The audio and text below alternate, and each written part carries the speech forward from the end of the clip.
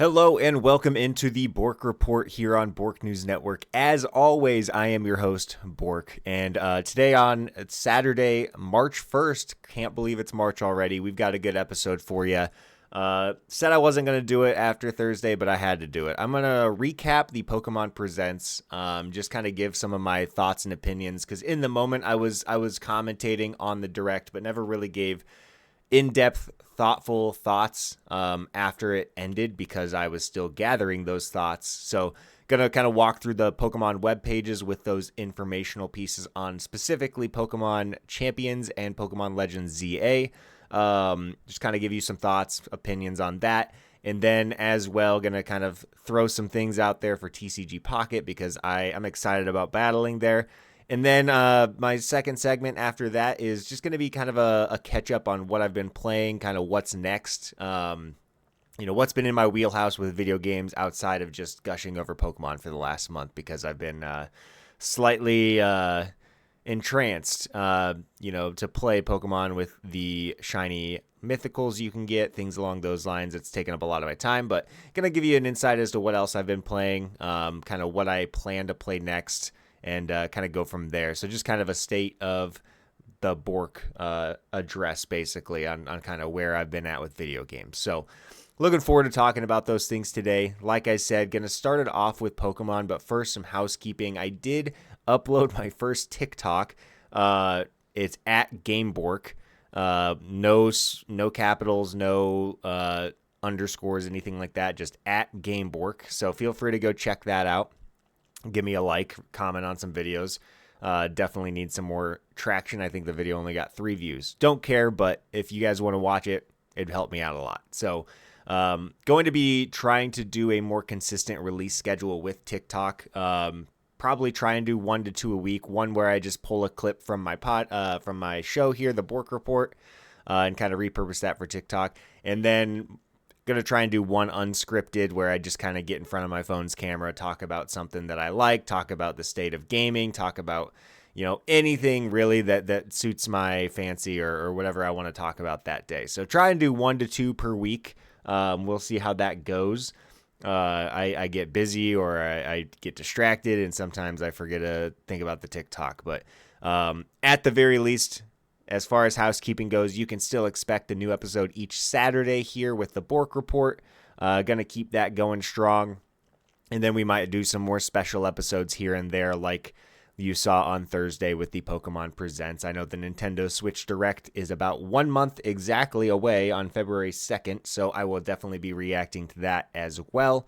So looking forward to those things. But outside of that, we'll go ahead and jump into the episode today. And like I said, going to focus segment 1 on the Pokemon Presents recap. And really just want to focus on the main 2 announcements from that game that aren't mobile games. And that is Pokemon Champions and Pokemon Legends ZA. I thought it was a really good Direct. I'm not going to try and, say that I was expecting a ton because I go in with low expectations to these things and hope to be surprised. So for what it was, I thought it was really good. Obviously, I've been harping on it and I want the old games on the Switch. The more I think about it, the more it makes sense to do next year. And I'm putting on my tinfoil cap because I probably am going to be predicting them next year just for them not to get announced as well. But next year is Pokemon's 30th anniversary, and that seems like a really big thing to announce and do for the 30th anniversary. So I wouldn't be surprised if next year we see those games released on the Switch in some capacity, as well as them announcing Gen 10. I feel like they're going to release Legends ZA later this year and just kind of sit on any new information until next February. So, but like I said, good Pokemon Presents overall. I think they really soared through all the mobile games, which was good because I didn't care that much. Like, I play some of the mobile games, but I don't want those announcements. That's not what I'm there for. And they focused most of their time on Legends ZA, and then they did shadow announce in the middle Pokemon Champions. So going to discuss those things here while we're on. And first thing I'll jump into, and I'll just jump it up with my browser here, is Pokemon Champions, because I think that there's some big implications here based on the trailer we saw, as well as just kind of the idea of what it's supposed to be. So Pokemon Champions, if you guys weren't watching the presents, is essentially a Pokemon Stadium type battler. So it's just a battle simulator. And it's going to be released on mobile devices, so cell phones, as well as the Nintendo Switch. I think I've seen reports that it's still going to be a paid app or a paid game. So whether you're on mobile or PC, maybe there's a free version, but that's kind of what I've seen, is that it's going to be a paid game on either of those systems. I could be wrong. I don't think there's any information here regarding that. But I'm not going to play the trailer. You just watch the trailer on your own if you want to, but just kind of read through the description here. It looks like there's a male and female character that you might decide between when you open and download the game. Get ready to experience everything you love about Pokemon battles all in one place in Pokemon Champions. This new battle-focused game will feature familiar mechanics such as Pokemon types, abilities, and moves, creating an environment conducive to rich and varied strategies for new and experienced trainers alike. So right off the bat, they're telling you what it is. It's basically a battle simulator. It's not just familiar mechanics. You'll be able to bring in classic Pokemon from Pokemon Home too. Look forward to cross-platform battles alongside your favorite Pokemon on Nintendo Switch and mobile, with a variety of modes available for your desired experience. So you'll be able to bring in your competitive Pokemon, your any teams that you want to battle with from Pokemon Home. You'll need to transfer them from the games to Home, and then from Home to Pokemon Champions.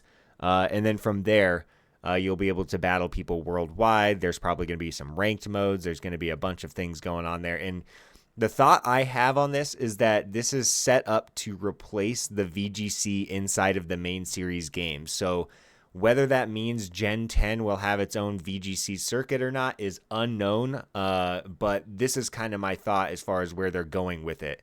And let me scroll down a little bit more here. We've got some screenshots where you see kind of a simulated battle on this kind of techie LED floor. We've got Dondozo, Charizard, H/, and then Hisuian Samurott as well. And then at that bottom right screenshot, you can see that there is a Mega Charizard facing off against a terastallized Dondozo. So the ability to have gimmicks, multiple gimmicks in a single battle is potentially going to be happening with this. So we might see Gigantamax. This arena looks huge. We might see Gigantamax. We might see Z moves come back.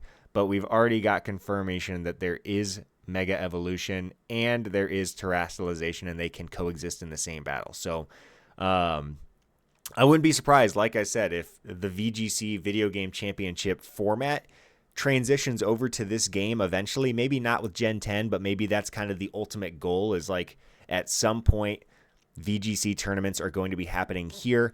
People don't have to have a Nintendo Switch to get into those. We'll see participant numbers rise, interest rise. So really curious just to see how that goes. That's kind of my prediction for it, is that it's basically just going to replace the VGC.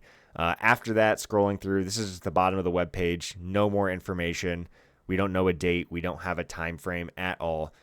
So we'll see once more information gets released here. But I don't think that's a bad idea. I think the Pokemon Company is looking to invest in people and player base, and by doing this and putting it on mobile for people to be able to play anywhere on their phone, that's a huge win. I think there will be some limitations, obviously, with Pokemon Home compatibility and being able to transfer Pokemon from a mobile device into this game.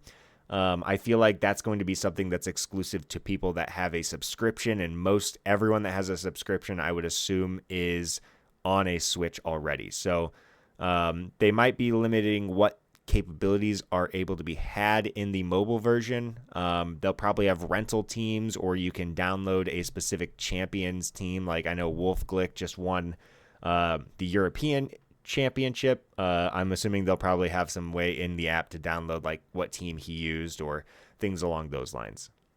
And I'm curious if they're going to allow for team building similar to Pokemon Showdown. I know Pokemon Showdown is not an official product, and I feel like this is the Pokemon Company trying to take Pokemon Showdown out back behind the shed and, do what you need to do with them.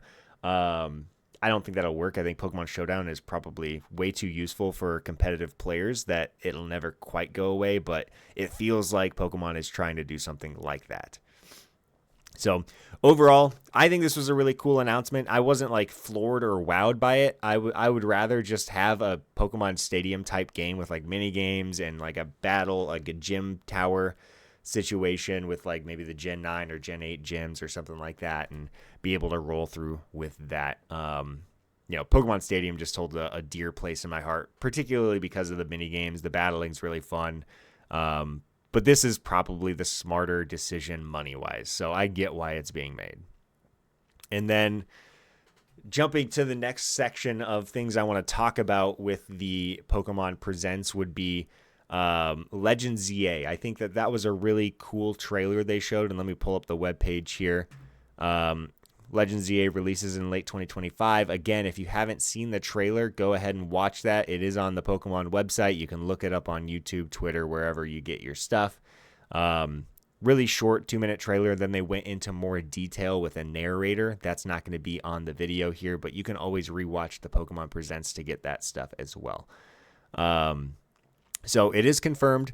We will be in Lumio City the entire time, and they did share this image of Lumio City. It's very large. I think that was one of the concerns most people had is like, why are we confined to one city? Well, the city is really large based on this map. It looks like there will be a lot of places to explore, and based on the trailer, the wild zones in the city, I'm sure those will be pretty plentiful, and hopefully pretty robust to go explore those. I hope it's not, super small areas where the Pokemon live. I hope that there's a little bit of exploration there and good variety. But big city, I wouldn't be surprised. They could also introduce some system where there's like the catacombs where you can go underground. I know that Kalos in Lumios is based on France and Paris. So obviously the tower at the middle is representative of the Eiffel Tower. I know that Paris is also home to the catacombs, I believe. I could be wrong. Fact check me, please, if I'm wrong. But that could be a system where there's like sewer systems or underground labyrinths that make the exploration a little bit bigger and kind of house some of those rock and ground type Pokemon or those shady dark types that hide in the catacombs. Some more screenshots. I will say the graphics do look really good. I think they look a lot like the Scarlet and Violet graphics, but up-resed as well as polished a little bit. It looks like the Pokemon maybe don't have the texture that they used to have in Scarlet and Violet. I think that's one thing that Scarlet and Violet did really well, was there's a lot of really cool textures. So I thought that was an interesting choice that they're going back to more of a cartoony look. But overall, I'd say the graphics look akin to Scarlet and Violet. The story begins with a trip to Lumio City. Let me see what else we're missing here. While visiting Lumio City during your travels, you'll come to stay in an old hotel named Hotel Z. This hotel will serve as your base as you and your friends meet in Lumios, tackle all sorts of incidents, blah, blah, blah, that occur in the city. So you're going to be staying in an old hotel. Kind of an interesting design for the hotel. Doesn't let me pop that up much bigger than it is already, but looks pretty interesting. And obviously, as they announced, it'll be ran by AZ from X and Y, the 3,000-year-old man with the eternal flower floette. Wild zones, habitats for wild Pokemon as part of Lumios's urban development plan, driven by a large corporation called Quasartico Incorporated. The city has been outfitted with wild zones in an effort to help Pokemon and humans share the city. These areas are constructed using cutting-edge technology to give Pokemon places to live. Within wild zones, you can battle Pokemon and catch them by throwing Pokeballs. So, again, like mentioned, you will be able to walk through these zones, catch your Pokemon. Hopefully, they're pretty big and kind of robust to explore and have a lot of variety in the biomes. I think that's something that a lot of people are probably concerned with, is the city looking too samey the whole time. But just based on this, with like the grass and the dirt that the Krokorok and Sandiles are on, there's a nice little river. I think they'll do some cool stuff for the variety.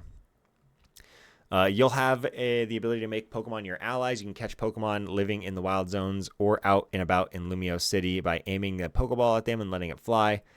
So that's, basically the same as Legends Arceus. One thing they showed in the trailer that, they don't show in these photos here, but they completely ran out of HP. The Flaffy did in this picture, and then they threw a Pokeball and caught it, which will be a first for the series where you can catch a fainted Pokemon. I'm assuming there will be some sort of time limit once they faint, and if you don't throw a ball in time, then they will just go away.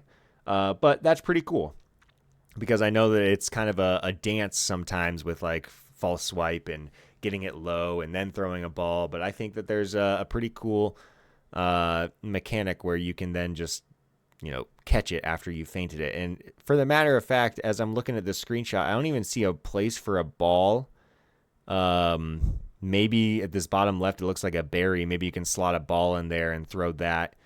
But it doesn't look like there's a place mid-battle for you to throw the ball. So maybe the whole point is to knock them out and then catch them within the time limit. And then, obviously, like mentioned, the dynamic battling. I think this is really cool, where your Pokemon run across a battlefield and you can, if the player runs to the left, they can instruct their Pokemon to run to the left and they could dodge an attack.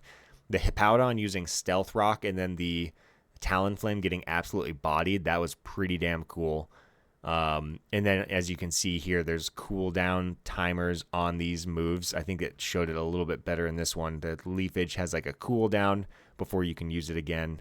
I'm assuming some moves will have longer cooldowns based on how powerful they are compared to other moves. So I'm really excited for this. I think this is like the big feature that they showed off.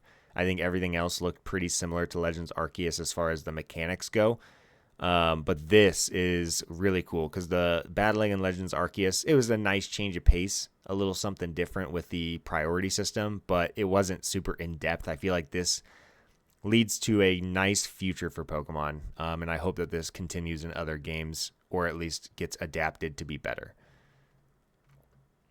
Character designs, looking weird with the fedoras, baggy pants there.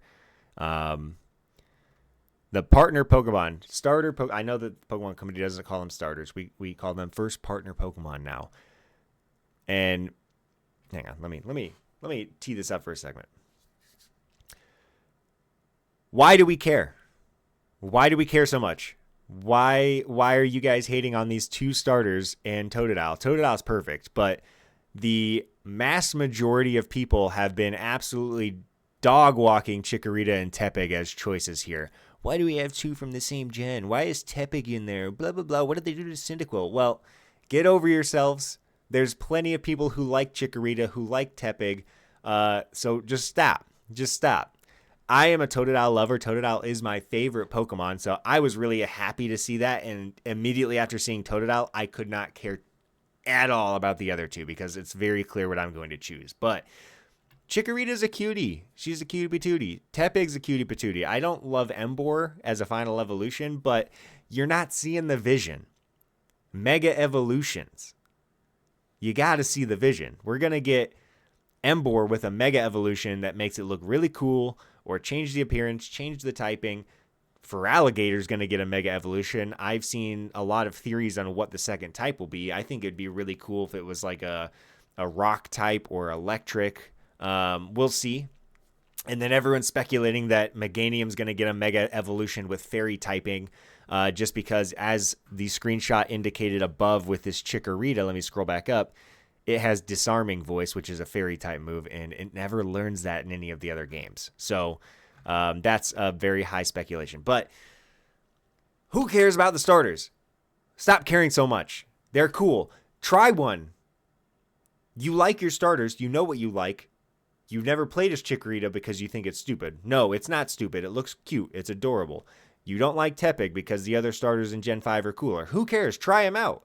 You might discover that you really like him. I think that there's so much hate being thrown at this trio of starters for little to no reason when you're not seeing the vision of Megas. You're not seeing the vision of having just cutie patooties in the game.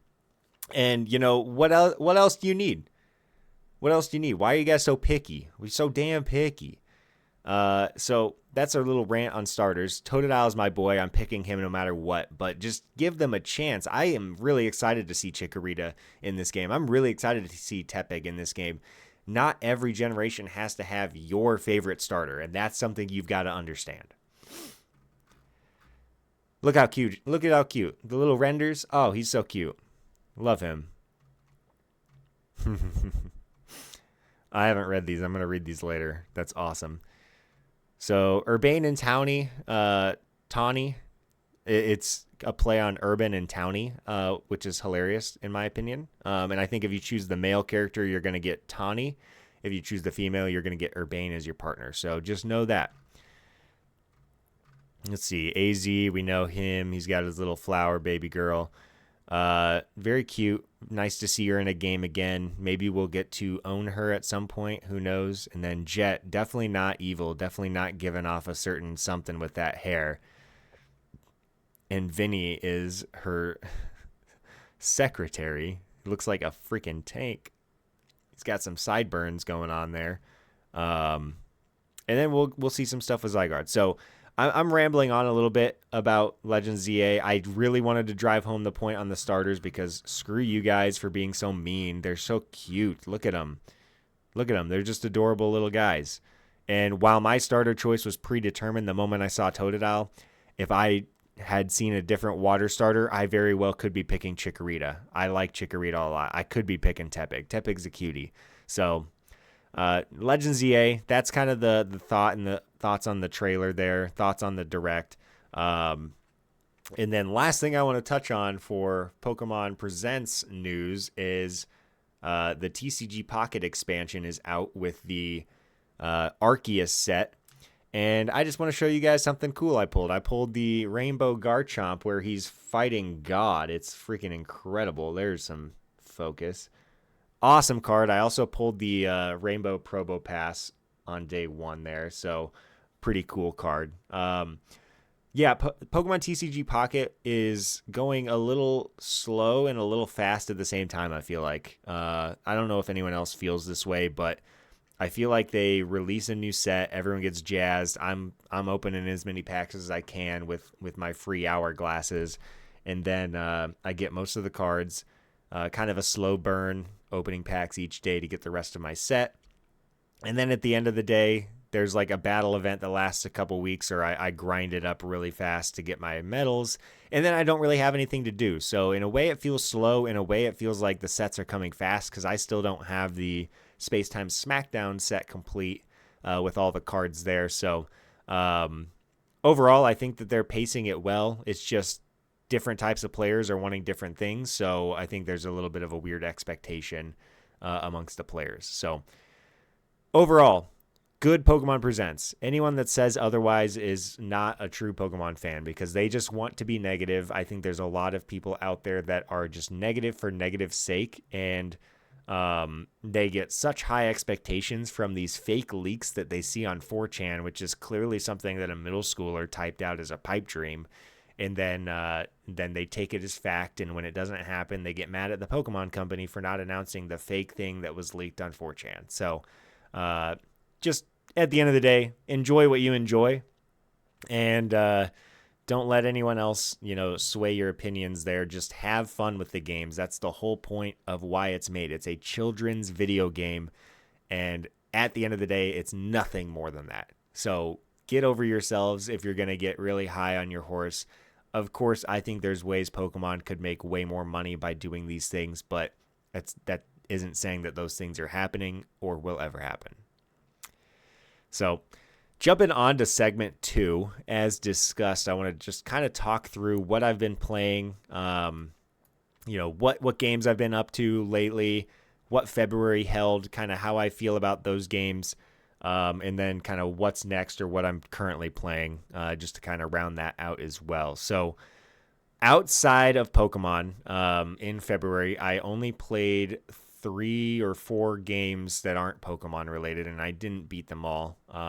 But what I did beat in February is Portal 2. I played that a few times. It only took me 5 or 6 hours to beat. It's a very quick game. And holy hell, Portal 2 is such a massive jump in quality from Portal 1, which is already an excellent game. I think I gave Portal 1 like a 7.5, but it's just like, with how short it is, I feel like the scope was really limited. What it did in Portal 1 was excellent, 10 out of 10 quality, just for me, not long enough, not enough puzzles, and you can clearly tell it was their first crack. Portal 2, the story, incredible. The gameplay feels much more smooth. The kind of twist in the gameplay as well as you go through with the different goo you can splatter. The final boss against Wheatley was really, really great. So if you haven't played Portal 2 already, I would really highly recommend it. I think I'm giving it a 9 out of 10, so I think it's a 1.5 point jump from Portal 1. I would love to see more Portal games made in the future, and I really would love to try this out in the co-op mode just to see how that goes as well, but really fun time. I might play Portal 2 again at some point just because I really enjoy the puzzles, and I think that the momentum and the kind of, physics engine that they have in that game is incredible. So that was the one game I finished in February that was not Pokemon related. As well, last week I started replaying. I did my return to Returnal, PS5 exclusive game made by Housemarque. You can get it on PC as well now, but been playing Returnal as well recently. And that game, let me tell you, Returnal might be my favorite PlayStation 5 exclusive game. I think Housemarque knocked it out of the park with Returnal. I beat it back when it came out. It took me like 40 or 50 deaths to beat it, but I did beat it after about 20 to 25 hours of gameplay. I'm much better at the game this time around when I returned to the game. I just completely restarted. I deleted my save file and just restarted fresh.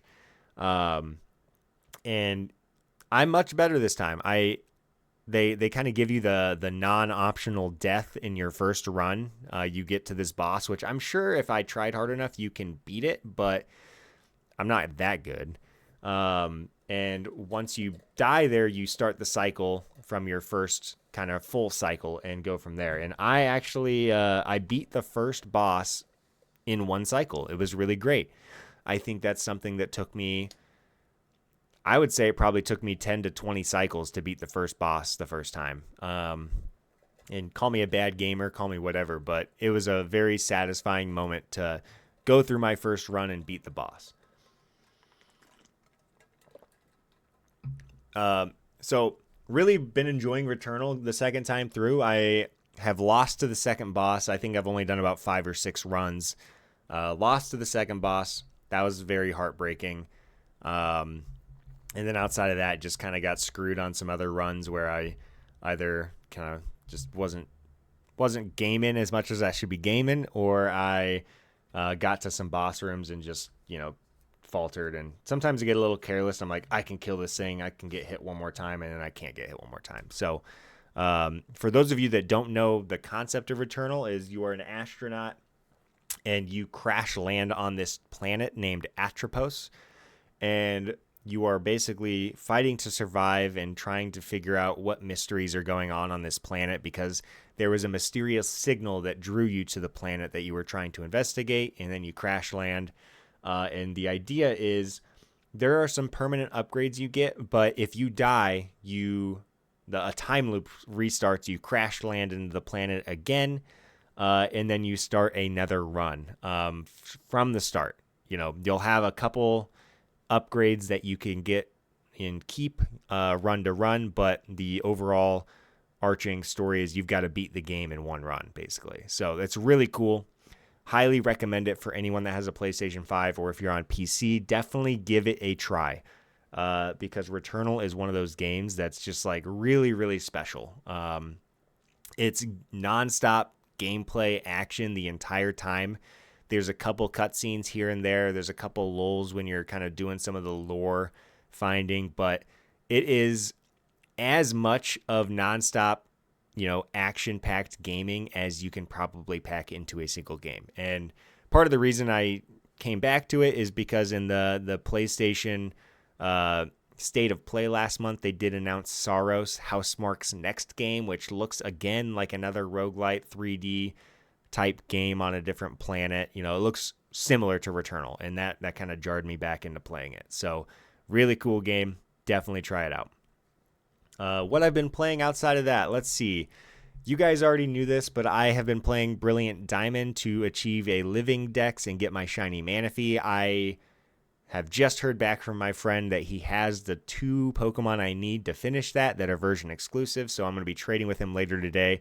I'll probably record that on my phone of me getting the shiny Manaphy and throwing it into the game, just to show you guys that. But outside of that, we've got Fire Red version on my Nintendo Game Boy Advance SP.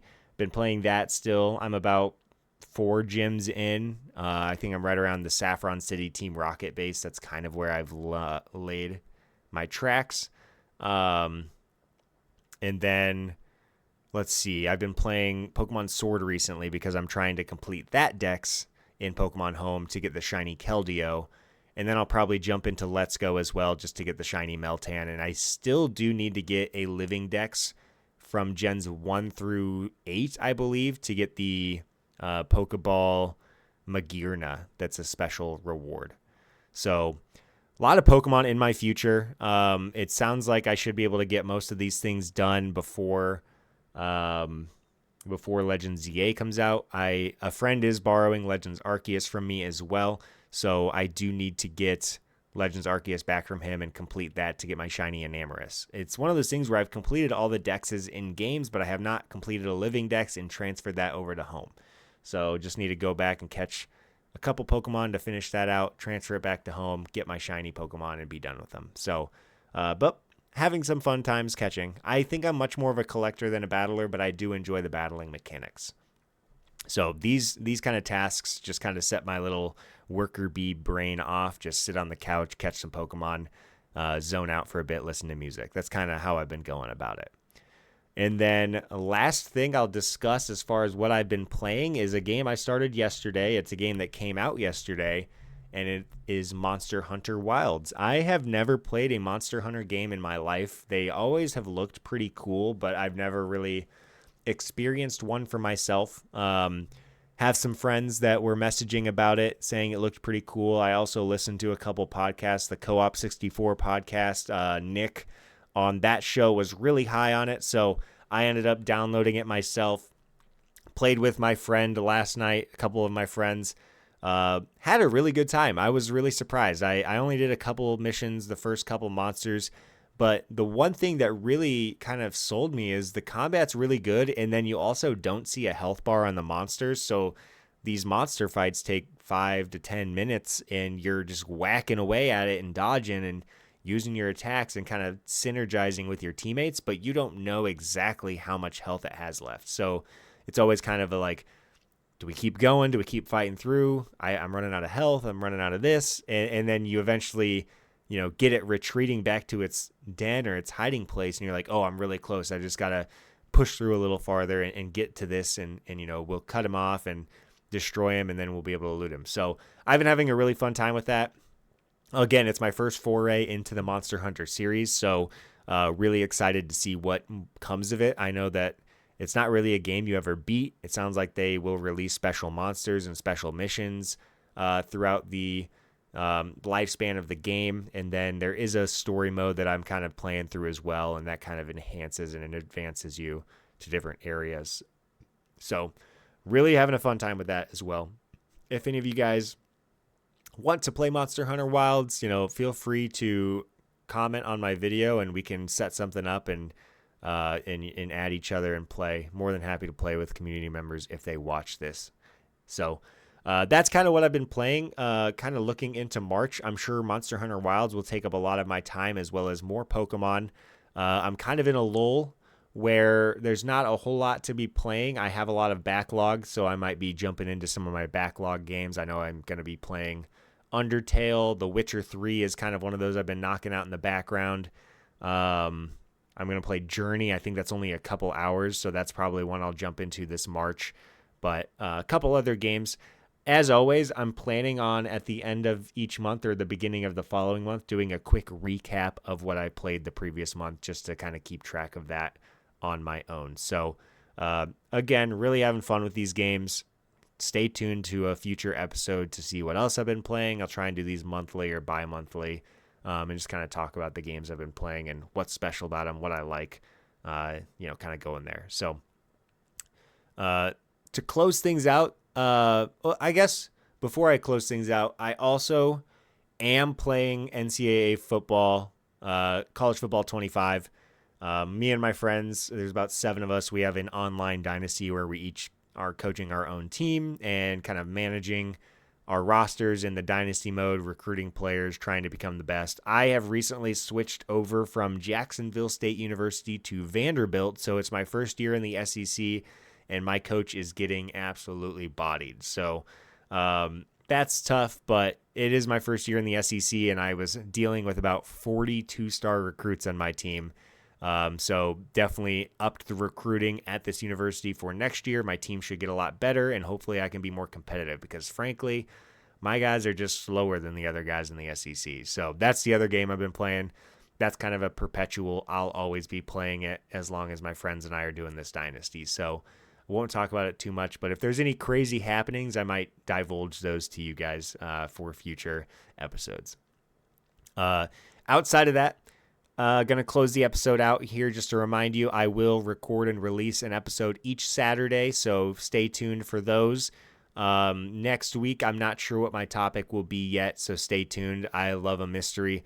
I might go through at some point this week and just plan out my topics for the rest of March because there will be a Nintendo Switch 2 prediction trailer for the Direct that happens next month.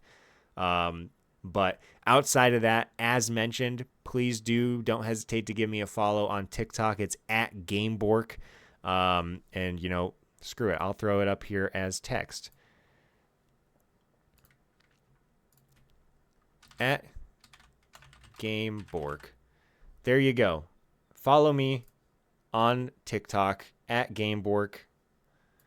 And then, like I said, I'm going to be trying to take a clip from this episode as well as do one unscripted thing per week. So hopefully 2 TikToks per week going forward.